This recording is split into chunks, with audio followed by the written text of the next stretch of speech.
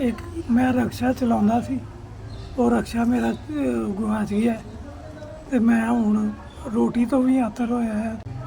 ਜੀ ਰਿਕਸ਼ਾ ਹੀ ਮੇਰੇ ਕੋਲ ਇੱਕ ਆਸਰਾ ਸੀ, ਇਹਦੇ ਇਲਾਵਾ ਹੋਰ ਕੋਈ ਚੀਜ਼ ਨਹੀਂ। ਉਹ ਚਲਾ ਕੇ 200-400 ਜਿਹੜਾ ਕਮਾ ਕੇ ਤੇ ਘਰ ਦਾ ਗੁਜ਼ਾਰਾ ਹੁੰਦਾ ਸੀ, ਉਹ ਮੇਰੇ ਘਰ ਅੱਗੋਂ ਚੋਰੀ ਹੋ ਗਿਆ। ਹੁਣ ਮੈਂ ਰੋਟੀ ਤੋਂ ਵੀ ਆਤਰ ਹੋਇਆ। ਮੈਂ FIR ਦੀ ਕਾਪੀ ਥਾਣੇ ਵੀ ਗਿਆ ਤੇ ਅਜੇ ਤੱਕ ਕੋਈ ਚੀਜ਼ ਨਹੀਂ ਹੋਈ। 2 ਮਹੀਨੇ ਹੋ ਚੱਲੇ।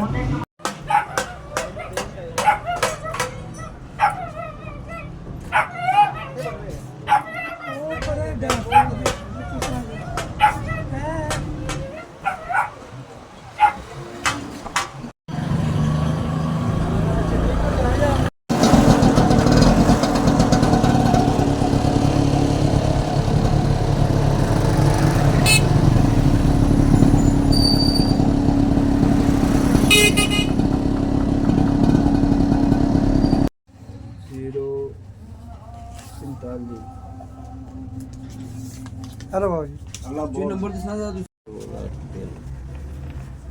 ठीक।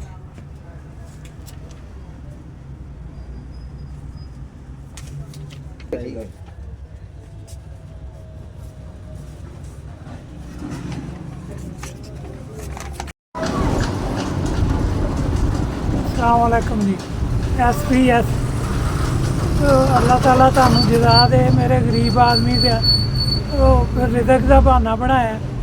अल्लाह ताला तो बाद अल्लाह ताला तुहानू इहदा सिला देवे, जज़ा देवे ते उम्र दराज करे। SPS अल्लाह ताला तुहानू तरक्कियां ते कामयाबियां दे। तुसीं मैनू 90,000 का रक्शा लैके दिता, 40,000 विच मैं पाया, 50,000 रुपया तुसीं पाया। अल्लाह ताला